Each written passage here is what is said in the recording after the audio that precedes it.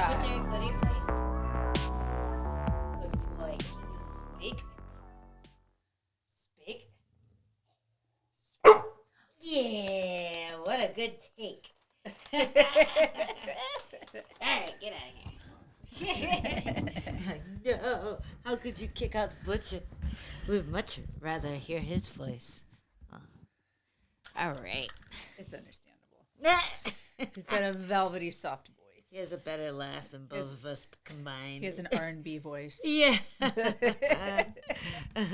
He does have that, like, baritone. He would do the part in the middle of the Boyz II Men song where you're like, baby. I'm down on my knee for you. I know you got them treats in your pocket, baby. And I'm going to stick my nose in it. And take what's mine as we go, you know, that type of thing.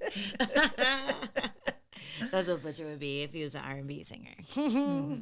Anyway, how was your weekend? How was your week? How are things? We're gonna do some fluff this time since we just raw dogged last episode and jumped right into the fight. You know, you just gotta like ease into it sometimes. Yeah. Not just cannonball into a pool and splash everybody.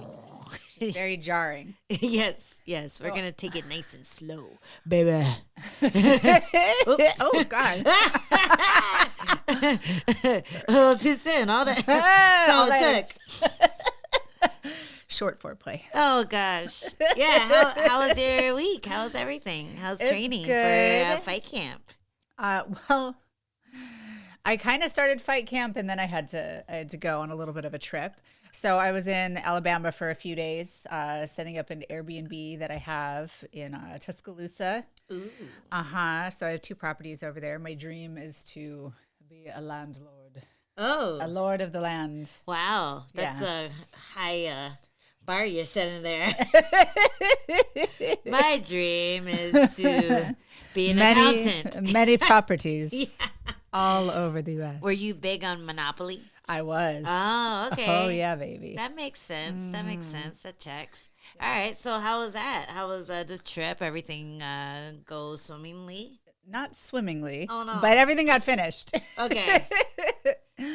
My mom met me out there. So she has a short-term rental property management. Okay. And so I'm allowing her.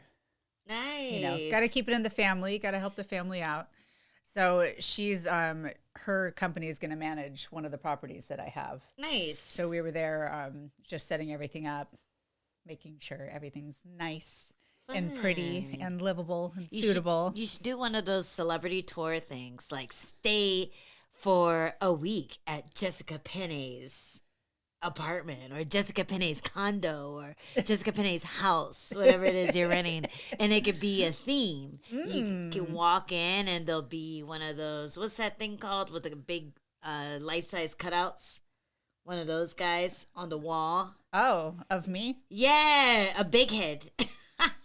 Isn't that what it's called? I don't think so. You don't remember that? It's called a cardboard cutout. No, well, the ones that go on the wall, they go straight on the wall. You walk in, it's almost like, oh, Jess is here. So you have one of those to greet you. It can be voice activated. It'll be like, hi, I'm Jess. You know, have some catchphrases. What's everyone? Have that laugh cued in for sure. No, that'll make people run away. No, it's they so would bad. Love it. They love they it. Wouldn't. It is trademark. They wouldn't. It's trademark just like my voice is. But no, you should do a theme, Jessica Penne Land, and people can come and they can stay for however long they like. And as long as they pay. As long as they pay, it'd be MMA themed. Maybe there'll even be like a grappling dummy with a little black wig on. You can really go to town with this idea. I feel like we have a market for it. Maybe not now, but in the future. let's keep brainstorming. I think our chat would enjoy staying a day or two at Jessica Penne Land. Quite possibly. Quite possibly. It could be a lot of fun. I'm picturing it. I'm now starting so when I was there, I was doing a lot of like the decorating, like the accessorizing and stuff like that. And I got a lot. What's on trend now these days is like balls. Balls. Oh, balls. You put balls in baskets. The decorative balls, like the moss balls. Moss balls. I have moss balls on my kitchen table. I like the moss balls. I have baskets of balls of all varieties. Wooden balls. Walnut balls. Yeah. I love me wicker a good balls. Ball. Ooh. Balls. Tile balls, carved balls. Wow. Yeah. I mean, I kind of got really excited about it. String of balls. Ooh. Yeah. Dang. Yeah. It was a lot of fun. I had no idea. I would get be so careful excited. with the string balls. I don't know.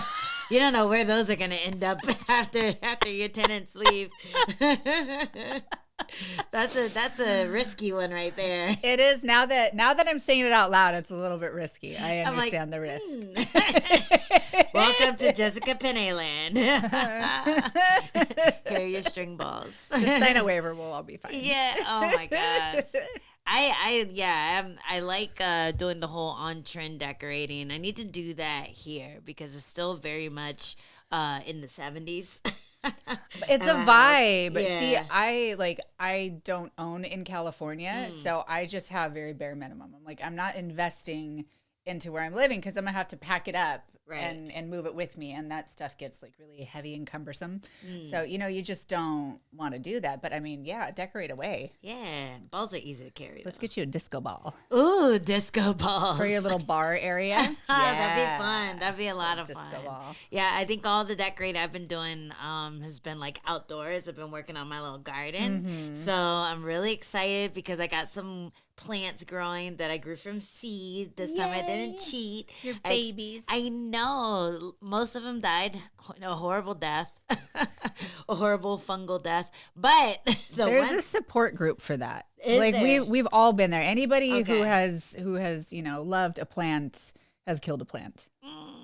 It just happens that way. And it's so not sad. Your fault. Sometimes they just go. Yeah, it was rough when we first got here too. Everything was on the last leg, but everything's back to life, and it's been raining a bunch, so it's nice and green. And speaking of raining, we got to watch our girl rain down slaps at her so CJJ. mean. Oh my goodness. Did you know that Ashley Yoder was that mean? No. I thought out of like mine and hers little like soul sister connection, I thought I was the mean one. Oh yeah? We were wrong. Girl, I think if you had a combat jiu-jitsu, actually that's what you need to do as soon as you're done with your fight. You need to sign up for a combat jiu-jitsu thing because I feel like that hand could slap the shit out of a bitch. Oh, yeah. No, it was fun. It was really fun. I'm kind of sad you missed training last week. Oh, actually, no, you were there. But we were doing combat jiu-jitsu rounds with Ashley. I missed that session. You missed that round. It was a lot of fun. I was like, let me just open the door so she knows it's okay to slap me hard. And I slapped her a little harder than I meant to. Of course you did. But then we repeated it backstage so she'd be ready to slap her nice and hard when she got out there, and she just manhandled the girl. It was really cool, especially because the girl missed weight. She was supposed to be about 5 pounds lighter. Ashley still took the match, so that was cool, and she got to show out and look like a monster.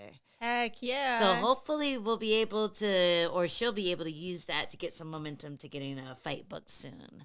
But yeah, that girl's rearing to hurt somebody, as you could see from this weekend. Yeah, she's a little pent up. Yeah, a little pent up. Like, oh my. Would you ever do combat jiu-jitsu? I think I would, but I think it might be very triggering. So for guys who don't know, combat jiu-jitsu is similar to like, I guess it's similar to submission only rules, only you're allowed to slap the person too, but one person has to be on the ground. So it's almost like reverse grounded opponent rules in MMA. As soon as there's a grounded opponent, meaning like one knee, their butt, anything on the ground, then slaps are legal. Yeah, slap the shit out of a bitch. And so that's a really fun. Yeah, that's what you do. You go boom. Yeah. Like boom. Like Bassert and yeah, back in the pancration days. Just a little. Yeah. Just nice and mean. Get that end of your arm bone. Yeah, and it's right not on just their slap. face. You can like you can turn it over. Yeah. Dang. But there's also a bit of like embarrassment from getting slapped. It's It's a little offensive. Like that's what I mean. I feel like I might get a little. I might take it personal. You might punch him. I might. Oh, you want to play? I would be there for that. I can do that too. I would show up just for that. Oh, and the wildest thing happened. I had been flirting with doing the show before my fight, but then afterwards I'm like, I don't know. I need to get back to training before I confirm anything. I get to the show and one of our friends, Bree, was there. She's another grappler that we would train with. And she's like, hey, I'm here by myself. You want to corner me? And I'm like, okay, sure. Why not?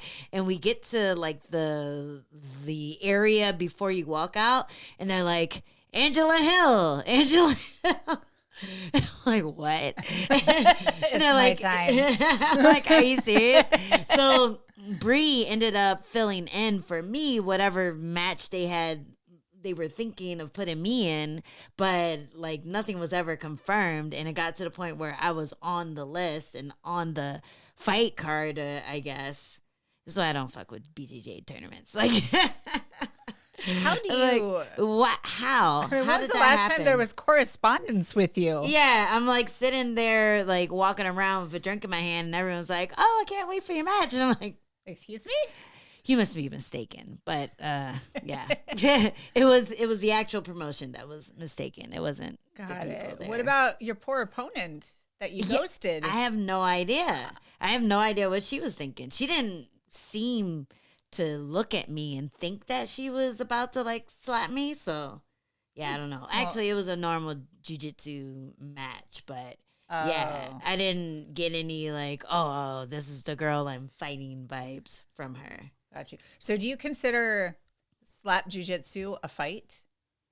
I think it still feels like play. Or it's still a match. It still feels like play, but I've seen people get knocked out. I've seen some people get messed up. Yeah. Like, and I mean, you have to get like, you have to go through some sort of licensing, right? Yeah, you have to get licensed. There's a commission involved. They can like give you medical, what do you call it? Like suspensions? Yeah, medical suspension if you get really hurt. It was kind of nice to see that. Like after Ashley's match, there was a doctor backstage checking on her, moving her arms around, making sure like she could follow her finger with her eyes. So I was really impressed with that. I'm like, oh, that's a good idea. I wouldn't have planned on doing actually, that. That's really necessary for a combat type sport. Yeah, it is. Good on you guys. We probably should have this in like sparring. We should have this at the gym. It's a great idea.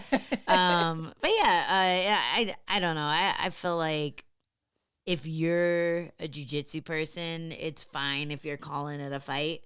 But as an MMA person, it hurts to call it that. It's not a fight. It's not a fight. Like a fight is punching and it's a match. Scrapping, and a fight can be anything. Like I feel like, I don't know. I feel like if you're in an MMA fight and something illegal happens, it's still the fight. You know what I mean? Mm-hmm. It's so close to the real thing that it feels like just, okay, this isn't really a sport right now, even though we do enough things to make it a sport, if that makes sense. Yeah. But it's so primitive and so like, just ingrained in us that it feels like a fight. Mm-hmm. And jiu-jitsu is very sport. It's very much like, you're playing different parts. You have a very specific set of rules. Like you can almost argue that boxing isn't really a fight if you're used to clinching and if you're used to like, getting big takedowns and kneeing people on the ground. Like that stuff is a little more gritty than boxing, where like us going into boxing, we get yelled at for breaking the rules all the time. All the time. It's so frustrating. Like, well, why can't you do that? Yeah, like it's a fight. Why not? What are you doing? And I feel like boxing is definitely a fight, but you can argue like, man, there's a lot that isn't as intuitive as an MMA fight.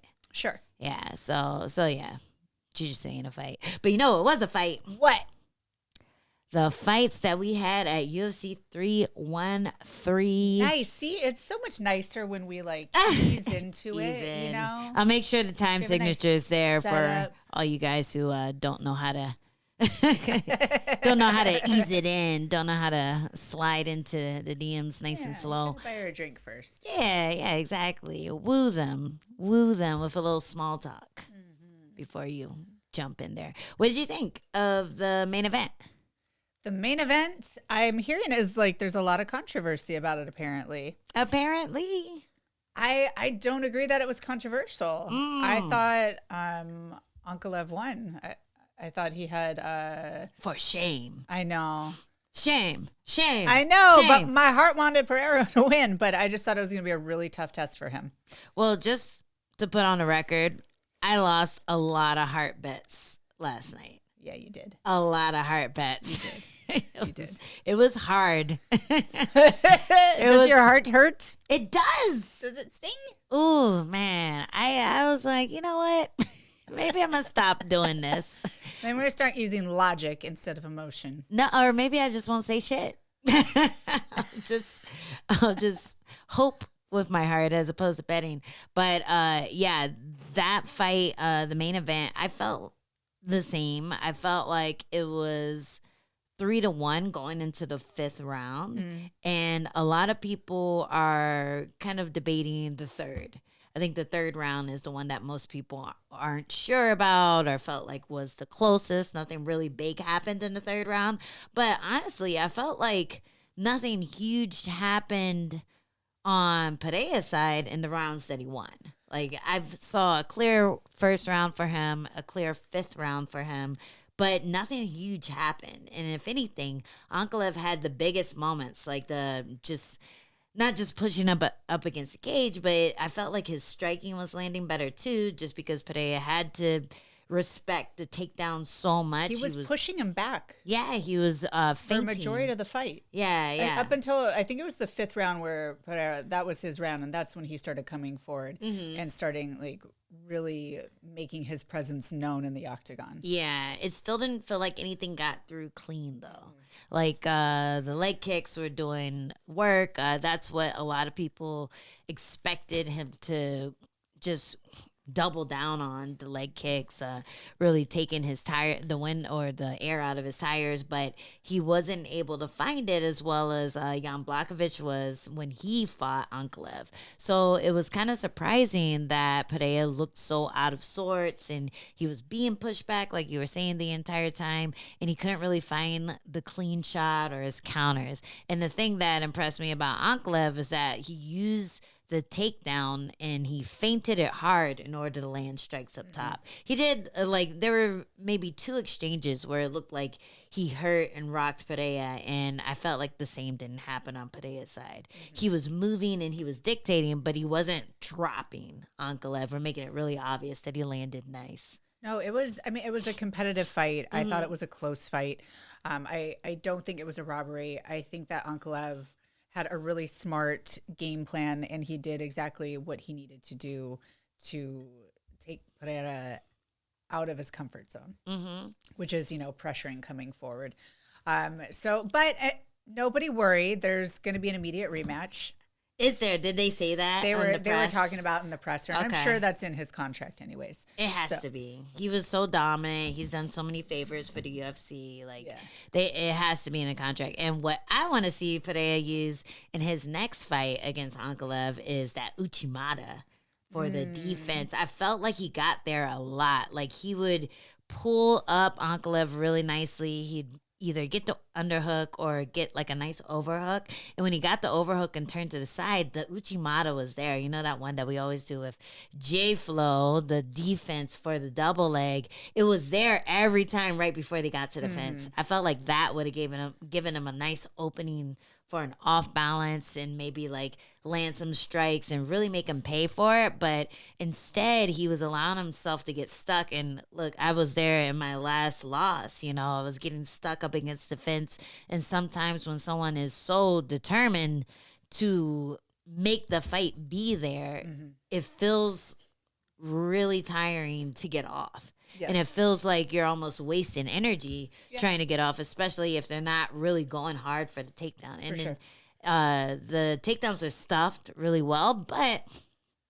the follow-up wasn't really there. It seemed like Ankalaev was not determined to get Pereira on the ground because he felt safe where he was. And he said he was going to stand and strike. So that's kind of what he did. He used the threat of the takedown to open up his strikes. And he also used the threat of the takedown to dictate where the fight was. So Pereira wasn't able to attack him as much as he usually is. Mm-hmm. So, yeah, it was a smart game plan. I wonder if that game plan will work again against him because there were a few things we didn't expect there. I really thought he was going to try and grapple him more. I thought he was going to go for the legs a little bit more, but he didn't. I think everything was a big strategy in getting him up against the cage and grinding him out and staying out of that danger zone and just scoring and I don't want to say playing it safe like in a disrespectful way, but he had a really good game plan and he stuck to it. Yeah, no, yeah. I mean, I don't think playing it safe is a disrespectful thing. That's what he did. Mm-hmm. He nullified Pereira. He didn't beat him in most of the rounds, but he nullified him. And he allowed the frustration to open up these moments where he was beating him. Mm-hmm. So, yeah, it was a very smart game plan. And I'm interested to see what adjustments they both make in the rematch. I'm wondering. Oh my God. That actually scared me. Oh, my goodness. Get him. Get him. What? Check your cameras. Yeah. Hey. It's like how horror movies start. Jesus. That really startled me. I feel like Adam just left. No, that was a while ago. Oh my goodness. An animal on your property. Yeah. Butcher! Butcher! Come. Oh my goodness. He's going to bust through in 2 seconds and scare the Jesus out of us again. What was I saying? I don't even know. Oh, my goodness. If I have energy, I'll edit that out. It'll probably be in there, though. I'll have a time to. Oh, hello, Butcher. Did you get it? Did you get the thing? Did you scare them away? You scared him away? You're such a good boy. Yes. He thought you arrived again. Good job. He gives the best welcomes. Oh, yeah. That makes me feel so special. Anytime Jess comes over, I know she's here because he does the exact same thing. He goes, bah! And then I get the ring notification, and then I hear the doorbell, and usually I'm on the toilet or something, so I'm like, okay, hurry up. Yes. I always wonder what you're doing. I mean, it's a big house, so I'm like, maybe she's in the West Wing. Sometimes that's the problem. I'm in the West Wing. I might be changing a plant, repotting it. I may be, I don't know, washing windows. We know I don't do that. I'm like, but no, I don't see that happening. Yeah, no. Oh man. So yeah, I'm interested to see what adjustments these guys make on the rematch. Ankalaev, he has all the tools to stay up there. He does. He's to such dominate. He is, and I know that's not what the fans necessarily want. It's not fun. It's not fun. Were you bored watching the fight? Be honest. No, I wasn't bored. You weren't bored? I thought it was. Maybe it was the whiskey talking. It was like when you get to the main event and you already lost a lot of energy from the fights beforehand. We had like a couple big finishes. We had the crazy Gaethje versus Fiziev. And then you get to this fight and you're like, after the first 2 rounds, oh man, we're going to go all 5 rounds. Oh no. You know, I think that is a common thought. I'm like, dang. Yeah, right? It's close to my bedtime. What time zone were you in when you were watching it? I'm 2 hours ahead, whatever that is. So that was probably about, I know it was like midnight for people on the East Coast. So it was 11 for me. Yeah. So that's rough. It's late. Like if I was on the East Coast, I would be like, peace, I'm watching it in the morning. I watched it in the morning. Oh, okay. I couldn't do it. I had been setting up this Airbnb all day. Oh my God. With my mother. Oh yeah, like, so there was a lot of energy. She's not gonna be a good wing woman either. She's like, okay, sweetheart. But you know who's a huge fan of, who like was so excited to tell me about the fights last night was my mom. What? Who's on Maryland, who's in Maryland. She stays up for all the fights. She was like, I think it was a fix. And I'm like, what? Tell me more. And she's like, well, you know, the whole Russia thing. And I'm like, oh my God. Oh my God. Mom. I love it. I love it. I'm like, no, I was thinking the same thing. But no, I think a lot of people were surprised that the you got to beat the champ to beat the champ rule didn't apply in this match. I kind of respect that it didn't, though. Yeah. Because I think there are a lot of times that the challengers come in and they put forth like such a valiant effort, and in all rights, I think that they should have gotten the nod, but they don't because of this, you know, you got to take it from the champ kind of thing. And it takes opportunities away. I saw it with Gustafsson and Jones. I've seen it, you know, in countless other fights. And I just think that, you know, sometimes you gotta give it to the challenger. Yeah. So this is gonna be a fun one to see them run back, and I don't know. Who you have in the rematch? Do you think anything changes, or you think we'll see the same thing? I think we gotta wait and see. I mean, there's really no way to predict. I'll still put my money on Ankalaev. Oh, I just will. No more heart bets. No. Ruthless, cold-blooded. Well, you like the Logical. grapplers. That's a hard bet in a way. It's like nice to see the grappler striker person who has all the tools, doesn't need to just, you know, do flashy stuff, but it's just like this is it. This is my game. And like that's kind of the game that I've evolved into too, where I'm like, okay, the knockouts aren't happening. So let's do a little bit of everything. Just mix it up, you know, see what happens and look what it's doing. It makes the fight easier. If you're doing everything faster than your opponent is and they can't keep up with all the gear switches that you're doing in the fight, there's a good chance you're going to get ahead of them. And that's what Ankalaev has done to every one of his opponents. And like the Blachowicz fight was a good just kind of show that he can pull it out when he's really behind.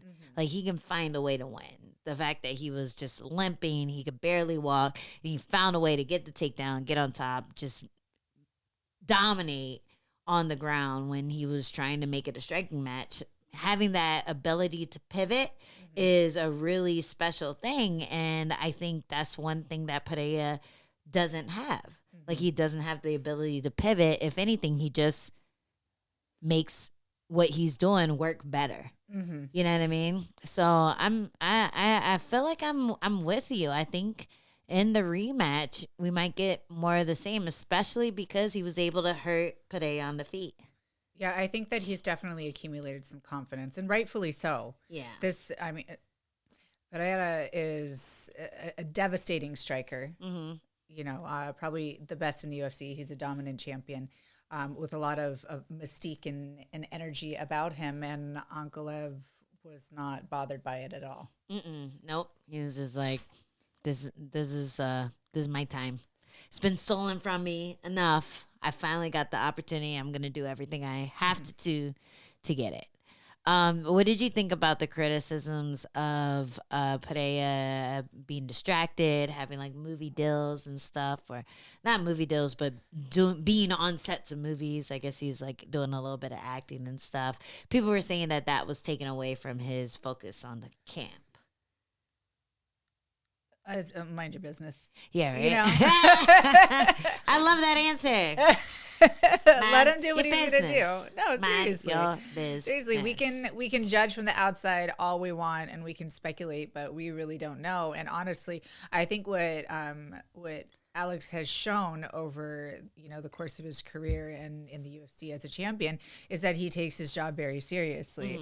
And I don't think he would let something like that get in the way of his training. And I don't think he's going to let opportunities like that slip away. So I think that he's a pretty centered and grounded guy. And I think he takes his position in the UFC very seriously. So I think that we just need to appreciate all the work he's doing. He may not have the belt, but he's a champion, and he holds himself like that in all aspects. So it reminds me of when we'll do a stupid video or something, or someone will do like a TikTok dance, and people will be like, "Get back in the gym! What are you doing?" And it'll be like this dumb video will be in the gym. They're like, "What are you doing? You should be training. You should be working on your grappling." Like, you know what I mean? Instead of mind your business. Instead of having fun for a second after a 2-hour class. I know. How dare us? No. Have fun. No, you're not allowed. No. Well, speaking of fun, the co-main was a hard act to follow. It felt like a sequel to a movie where they didn't change the plot at all. It had a little bit of everything. It even we almost had a strawweight 69 in the first round. Oh, it almost happened. Yes, it was right there. It didn't happen. The male strawweight 69 is like a unicorn. It is. It should be in the middle of every like MMA bingo card. The male strawweight 69, because it's gonna happen. It probably happened in a Lemos fight. I don't remember, but they were definitely in positions where it could have happened easily. To happen in a male fight is very rare. Yeah. And they're mad when it happens too. Like, how could you not be? Unlike Jessica, they don't like the balls decorating parts of their face, or that steel cup pressing into their jaw. You know how uncomfortable that is? It's so uncomfortable. Yeah, I hate when like I'm grappling with a guy and they take my back and you can feel it just like on the small, like right on your spine, or when they go for an arm bar and you're just like, ugh. You're cheating. No, it is. It's a weapon. That's so much should be leverage. Illegal. It should be. Ooh, and if I was a guy, I would wear the biggest cup available and only go for arm bars. Like that would be great. That and strawweight 69s. That would be my thing. That's what's that kid's name? Jordan. What's his name? The kid who everyone says is very saucy. I don't know who you're talking about. He does the splits, and he did the Dirty Dancer celebration. I know who you're talking about. Yeah, that's probably his go-to. He looks like he would do that. And arm bars. He's very grappling. He grapples like a girl. And I don't mean that in a disrespectful way. I just mean he's very flexible. You probably couldn't arm bar him, and he's probably really good at head and arm throws. Yeah. I get it. we just have our things. Yeah, but Gaethje versus Fiziev, how did you see that going before it started, and then what did you think while it was happening? Well, I thought, of course, I picked Justin Gaethje to win, and not just on the technical grounds, but this was a really tough fight. Fiziev was stepping in. Every time I say it, I think I'm saying it wrong, but I think that's right. Fiziev. He was stepping in on a bit of a short notice, and I mean, he looked like he was coming in shape, but you can stay at a shape in training, and and then a circle. He's a box, and then triangle. Yeah, on top of squares.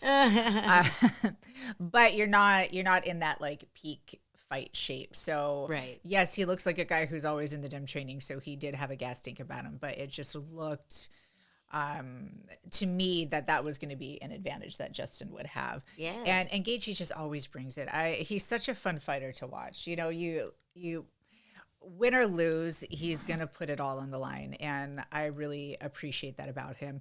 The first round, I saw Fiziev winning because he did have that nice takedown, and he was landing some really nice like elbows from it and just got into a more dominant position. And then as the fight went on, Justin started, picking up on the volume and doing that pocket boxing that he's so good at. And anytime there was proximity or disengagement, Justin was scoring. And I think that's what ended up getting him the fight. Yeah, it was definitely a fun fight to watch, though. Like, I think that was why that person was picked. They knew it wasn't going to be dull. They knew Fiziev would just come straight at him, come at him with that Muay Thai style and really try to put it on him. And then Gaethje would just answer the call and do what he always does. Yeah. It's kind of similar to the Hooker fight. I think Hooker, stylistically he's different, but the pressure is the same. Like, it would have been a really fun fight to watch. Yeah, I really hope they rebook it because that one got me really excited for sure. Yeah, same. Yeah, hopefully we get to see that. I feel like Gaethje is probably looking to exit soon. So, like, the more fun fights, the better while we have him. Because, like, if he could stay active for the next 5-10 years, I'd be showing up to every fight. But I think he's doing it for his friends and family. Listen, there is longevity in this sport, but not with that kind of fighting style. No, there's just not. It's and he has like gone back and kind of like reinvented himself in a way that is a little bit safer. He's worked on his defense a little bit like that, but when you get in there, he puts it all on the line. And those kind of hard fought fights, that kind of damage sustained, that just it's not conducive to a long career. No. Okay, Chi, what are we gonna do with you? Well, what do you think is next for him after that win?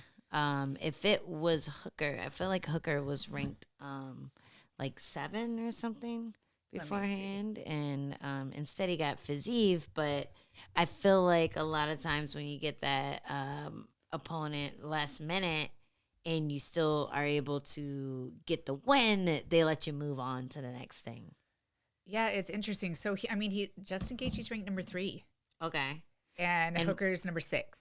Okay, 6. Yeah, so that was a high rank fight. I feel like after that, like he'll probably be able to challenge for something big, maybe a title contention fight, or maybe even the title. I mean, why not? Why not give that man a shot? Ahead of him is Charles Oliveira and Armin. Why can't I ever say Tsarukyan? I just stared at it, and it was staring back at me, and then there was silence. Oh. It's like the guy who broke his back. Ooh, it would be a fun fight is Fiziev versus Tsarukyan. Have they fought yet? Not to my knowledge, but I can double check that so people don't yell at us in the comments. Because what was Connor calling him? He was calling him like bend back bitch because he would do that backwards bend, like the Matrix backwards bend when people would throw head kicks at him. So that would be really funny to see bend back bitch versus the guy who broke his back for a bitch. Quite the tongue twister you just came up with. I love it. That was all on the fly. It just worked. I'm not calling Nina a bitch. I'm just saying it works because it's a girl. And, you know how you guys like to call us the B words all the time. We can say it. It's a term of endearment for us. It does not look like they have fought. Hey, that would be a fun one to make next. But that would be a fun one. Yeah, what if because we know that Ilia Topuria is coming up to 155. What if that is the next fight for Justin Gaethje? That would be an amazing one. I would like to see it happen. I would like to see that. But, don't you think that they would give him like a Charles Oliveira or even a Tsarukyan just because they're up at the top? And I think that they would probably – I think that he would want like an immediate run. Yeah. Run for that title. I thought I don't know. Yeah, Gaethje is up there, so that would be maybe the most accessible guy just because he has been chinned recently. So I feel like that would be the most accessible, him or Oliveira, if they want a big, crazy knockout moment from Ilia. There's that possibility there. I'd be more surprised if they gave him Tsarukyan just because I feel like Tsarukyan's in the doghouse. Oh, he is in Like, trouble. I feel like he's going to have to fight down, which is why I'm like, maybe that's going to be his next fight is Fiziev now that he's done a favor for the UFC. And then also on Fiziev's side, what do you think's next for him? He's on a 3-fight skid, but 2 of them are to the same guy. And the other one was an injury mid-fight. And he's coming in short notice on this loss. So you know that the UFC isn't going to just kind of be a dick and cut him, but they're definitely going to give him a shot to show out and with a full fight camp. Who do you think would match well against Fiziev at this point? So Fiziev is ranked 11. I kind of want to see him fight St. Denis. I think that would be fun. Super Denise fun. Is ranked number 15. I think that would be a dope fight. That'd be dope. That would be dope. Yeah. That would be a good one for everyone involved. I would love to see that. The fans would love it. I would love to see that. Let's do that. Yes, let's do it. Who are we talking to? No, that's Shelby, right? Shelby 55 is, use your Nick loves persuasion. me too. Yes. They all love me. Just send them a group text. Gentlemen. Whoever's involved in this, this opportunity. We need this to happen. Yes. Don't worry. I won't take any cut. And just a couple tickets. A couple tickets to see it happen in person. I just want an asterisk. Yeah. Jessica Penne approved this message. That'd be fun. Well, the fight before that was Jalin Turner versus Bahamondes. This is one of your picks that I picked on the wrong side. And let me tell you, my heart hurt so much for Jalin. It's not about right or wrong, Angela. It's just about I win. That was right. Just kidding.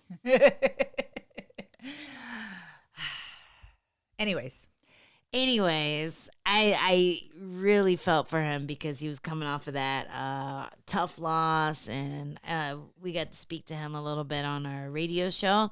And he was, I guess, taking a lot of time off to just kind of rebuild and feel like he wanted to be in there again. And he finally felt like he got to that spot, and then he went out there, had a good few moments, got a takedown, but then ended up getting submitted and left his gloves in the cage.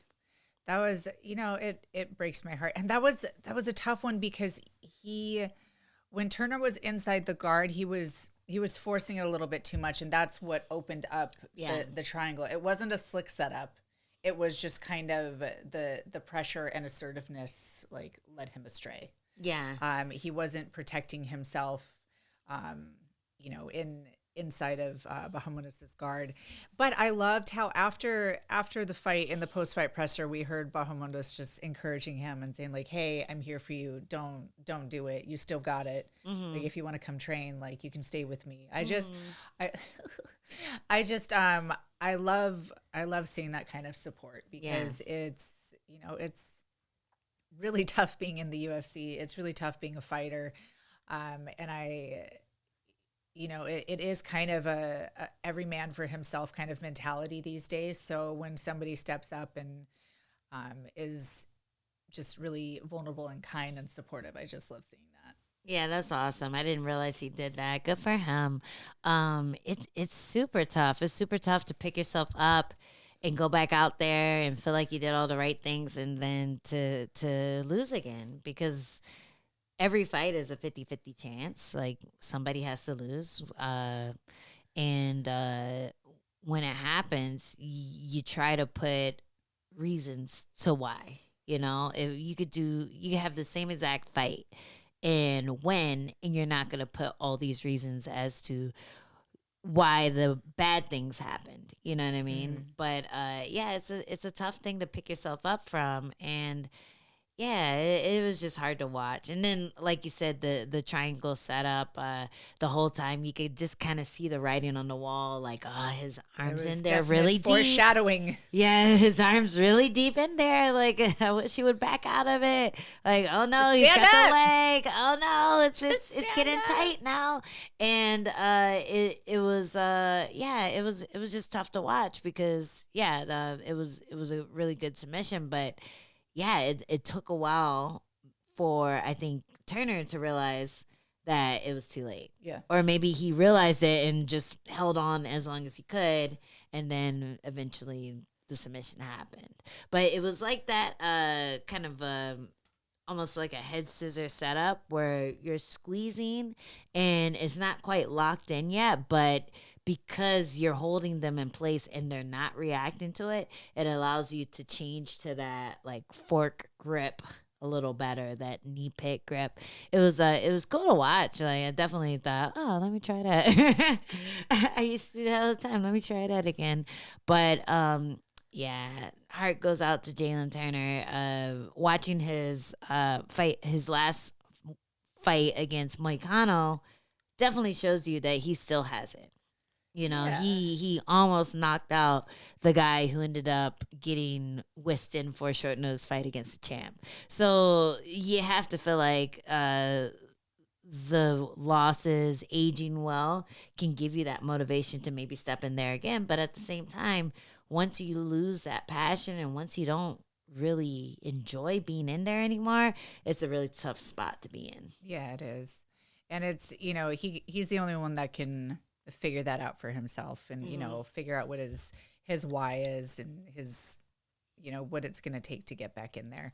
I hope he sits on it and not just, you know, goes off of emotion. It was a heartbreaking loss for him, I understand. But sometimes it's best not to make decisions in those moments. Mm-hmm.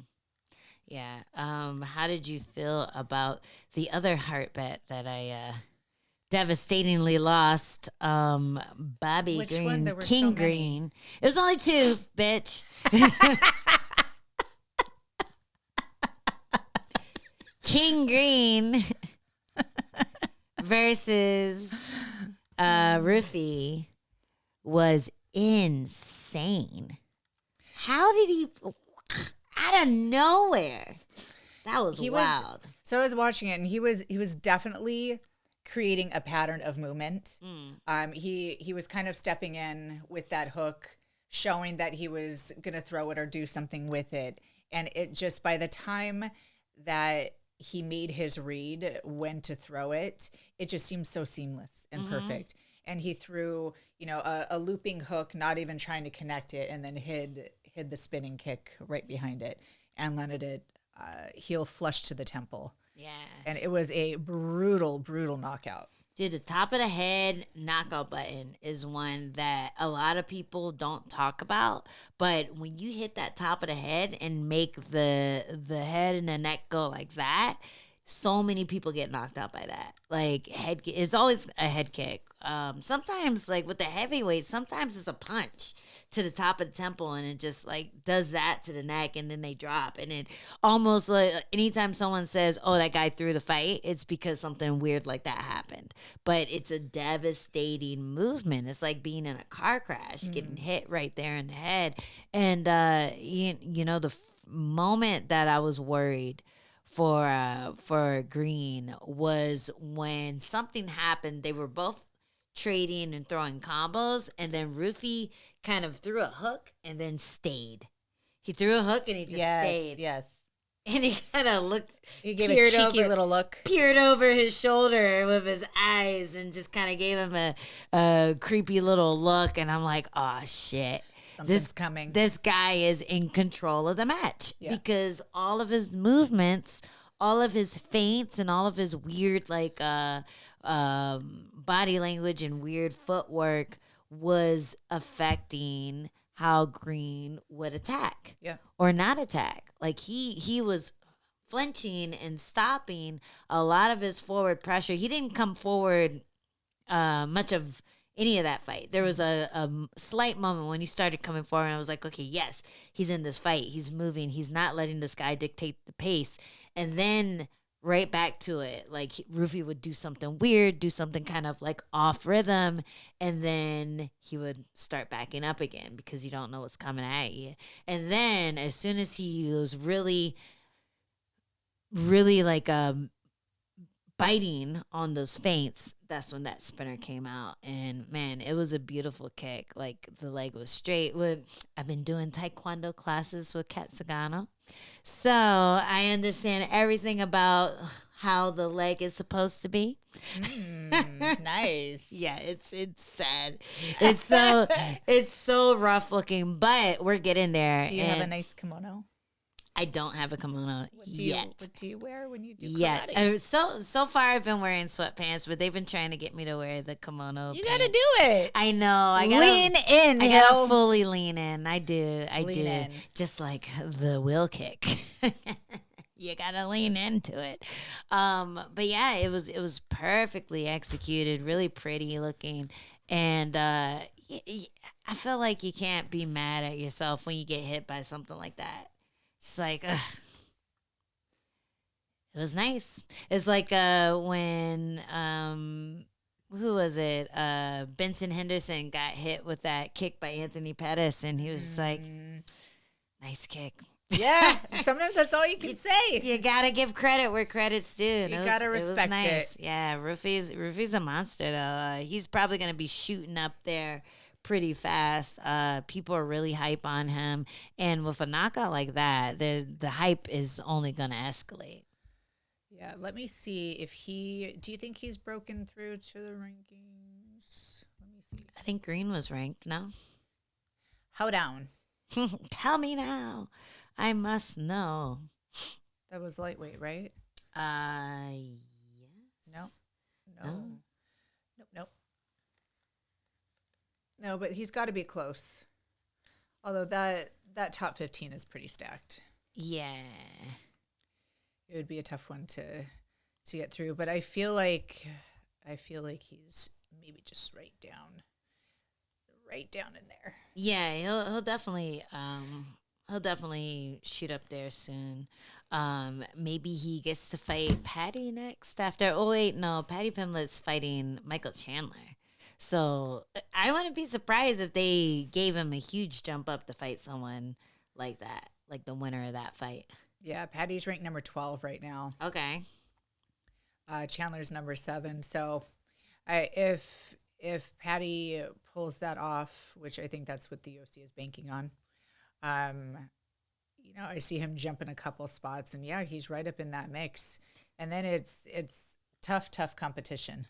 Yeah, and it's funny as Grant Dawson, he just lost to Green, and he's ranked number 14. So I think Green was ranked before he fought Patty Pimblett. So maybe he just kind of got yanked off of there because, like you said, it's very stacked in the lightweight. It's the hardest division to be champion of or to be ranked in. So kudos to everyone on that list, and I feel like we might be seeing Ruffy there soon. Mm-hmm. Yeah. Well, speaking of bullshit rankings, well, those are legitimate rankings. But speaking of rankings that we're trying to figure out why they are what they are.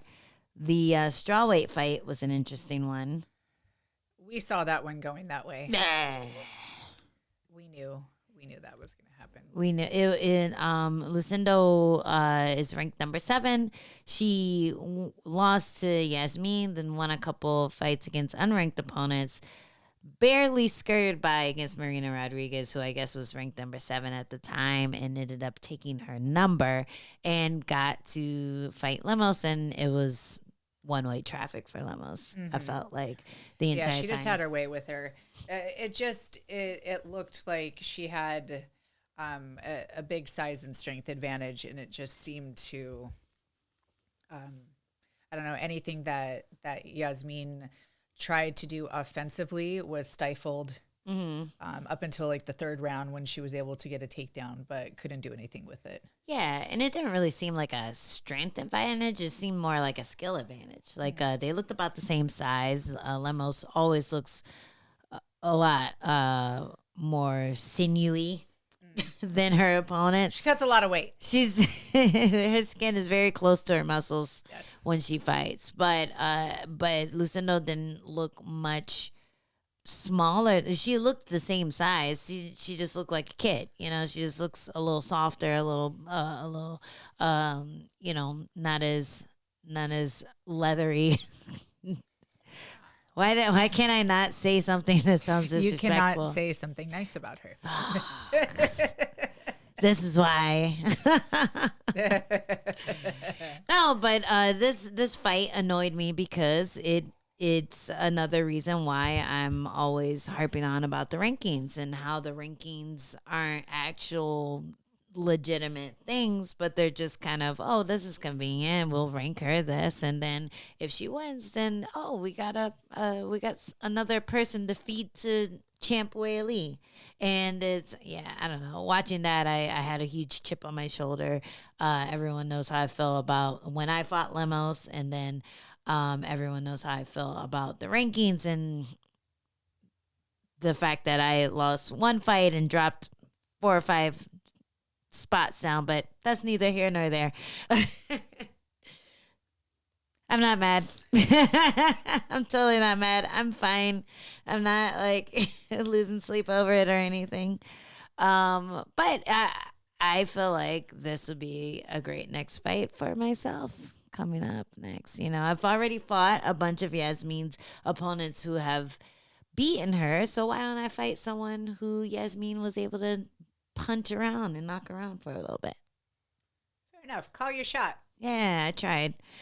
We'll see if anyone listens. No one cares, though. They're like, you're old. Get out of here. Time for the new generation. No, I'm staying. I'm not going anywhere. Deal with it. Yeah. Rehydrating with hard candy. What does that even mean? I don't know. I'm trying to think of something the old person to do if they were fighting. Like Werther's Originals? Yeah, that's gonna be in my little pack instead of the Jolly Ranchers they give us. Give me some Weathers. Oh my gosh. Or those little strawberry ones. Do you remember those strawberry things? Oh, those were so good. With the soft inside. Yes. Yeah, those are really good. Where are those? I'm like, put that in a little plastic bag, make sure they're all stuck together. And I'm going to use that when I cut weight. Yeah. Hand them out too. Yeah. To the kids. Yeah, for sure. So that fight was a snoozer, and I was really annoyed at that too. Like, it was Women's Day that day, right? Yesterday? Was it International Women's Day? I thought it was. I think I saw it on Instagram. Hey, high Saturday. five. Hey, that was yesterday. We got a day. We got a day. You know, just ignore the fact that Andrew Tate was in the the arena that day. But it was International Women's Day. Yay, great, yay. And that was the fight that we had on there. So I was a little sad about that. It would have been nice to have one of those, like, cool Lemos fights, you know, where, like, it's just back and forth, or she, like, drops the person, something cool happens. But I feel like the matchup kind of made it a snoozer. So, yeah, it's just a shame. Couldn't Not show everybody out. makes a good dance partner, you know? Yeah. I mean, look at the Pereira fight. That was one of those fights where it's like, man, this would be cool if someone else was fighting you. But at least it was a legitimate win, and no one could be too mad about it. Well, yeah, there was one other fight that we were going to talk about. There was another robbery call in the prelims. That was with Santos and hold on, where did my notes go? That's a referral form. Oh my gosh, sorry guys. Let me pull it back up. Oh, it was Santos versus Marshall. Yes, thank you. Yeah, sorry. I was like daydreaming. Oh, wait, I know the answer to this one. Thank you for helping. Yeah, so a lot of people have been on the horn. Even the commentary crew were talking about how they thought that, what is his name again? Marshall. They thought that Marshall won, and it was quite an egregious loss. I thought it was, I thought that he won for sure, but I didn't think that it was the worst decision that I've ever seen. Yeah, We've seen some bad ones. Oh, yes. We've been a part of some bad ones, both of us. But with this fight, I understood the reasoning behind round 2. I think the commentators and most people watching were watching round 2 and thinking, okay, Marshall probably won that round. And one judge gave it 30-27 to Marshall, I believe, because the third round, again, was very close, but it was tit for tat. Both fighters were landing with power. Both fighters' noses were bloodied. It was a good fight. It was a really good fight. I thought that Marshall might have done enough to take either the second or the third round, but both rounds, he would have taken them for different reasons. So the second round, he didn't land as much power, but he was able to control the fight and get the fight to the ground. And he probably matched Santos on volume. Mm-hmm. In the third round, I feel like they were pretty equal on power and volume. I feel like Marshall was landing a little better, but Santos was kind of doing the optics thing. Like when Santos would get hit hard, you could barely see it. Like you could see that the punch landed square on his face, but his body wouldn't react. Mm-hmm. When Marshall would either get hit or even deflect, his body and his hands are moving back and forth. So it might have looked to the judges that Santos was either connecting or that he was doing things that were affecting Marshall's like ability to fight back because he was getting moved around with the punches. But it was just a close fight, and that's what it looked like to me. I think I would have given one of those rounds to Marshall, maybe the third round to Marshall as opposed to the second, but I don't know. I also agree with 30-27 Marshall because I felt like he did enough to steal those rounds, but the most clear round was the first where he was able to drop Santos. And I thought he was kind of on his way to losing that round until he stole it with dropping him. Yeah, same. And then he, got some momentum. He got, he was encouraged by the way that first round ended. And I would have given him the second and the third just because it was kind of even in the striking, but he mixed in the takedowns. Right. And he did have adequate control time with them. Right. And I feel like that would kind of make the difference in scoring. Mm-hmm. Yeah, so I understand why people are upset. Like, I'd probably be upset. It was a good fight, well fought by Marshall. But, Santos just, he played the optics game, and Marshall being, like, the whiter fighter, too. You could see the blood on his nose a little better. You can see the red on his face a little better when he'd get hit. And he was getting moved more by the punches, where Santos was just kind of absorbing and not really moving much. So I feel like in person that might have looked very different, like Santos landing versus Marshall landing. I gotcha. Yeah, so we're not like super robbery, but we feel you. Yeah, it was. But it makes sense. It absolutely just does. The way that MMA scoring is too. It makes sense, but I still feel like we should be able to do like an overall fight score, like how they used to do in Pride, where it's like, okay, these two rounds are close, but you definitely won the first round, so you won the fight. I feel like that's kind of fair, right? Well, they have to turn the scorecards in, so I think that's where that lies. More draw rounds. Yes. More draw rounds. They hated that we said that, by the way. They wanted sudden death rounds. Oh. And as somebody who has gone to extension rounds, not knowing that they were even extension rounds before. Wait, what's the rules? When I signed up, I was like, excuse me. They told me on the stool at the end. I was like, no. They're like, yeah, no, you're going back in. I was like, excuse me. I can't even imagine.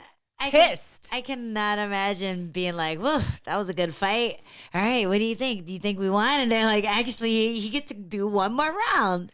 And then, actually, one more. Excuse me? One more. No. Had to dig deep for that one. Damn. Really fucking deep. How many sudden death rounds were there? 2. What? Yeah, I went 5 rounds. God, on a whim. Yeah. Like, oh, it's going to be 3 rounds, but it could be 5. No, they didn't tell me that. That's not cool, guys. No, guys, it's not. I would love. I was like, wow, you really want your girl to win, don't you? I would. Yeah, you're really giving it to her. That was Japan, right? Yeah. Oh, man. So whoever commented that, I would love to see you the day that your coach holds pads for you and makes you go all out, last round, everything you got, and then goes, all right, we're going to do one more. I would love to see your face. Yeah. It's What if, not you fun. know, you're like ready to leave the office and you're like, you're not done yet. Yeah. Get back in there. You still have lots of files to send to the in back the, in there. in the emails. Everybody else can leave, but you can't. Yeah. Where are these progress reports? Or You'll have your light on, but all the other lights will be off. yeah. It's just you. Yep. Oh, one more day. You get to come in on Saturday. Yeah. Just one more day. Yeah. Just And I one more mean, day out of the And I week. mean, it could be Sunday too.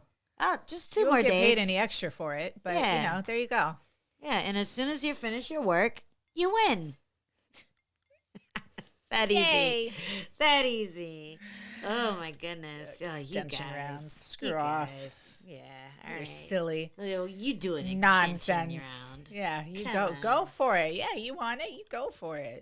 So I think just to specify, when we say there should be more draws, I'm usually talking about draw rounds, Yes. because you don't just see the end of a fight and go, I think they both did great. You know, no. But at the end of a round, if you can't pick who won the round, don't coin flip. Don't just pick the guy who you're like, I like the color of his shorts. Like, I feel like that's what they're doing a lot of time. Yeah. Oh, I like this guy's style. I like his swagger. Like, that's what optics is. Optics is you like the way one person is dealing with what's happening to them better than the other person. And that's not really... That's a bias. Yeah, it is. Take that out of there. Just because I'm doing the fucking piano cat, if I'm not getting hit, then I'm not getting hit. Yes.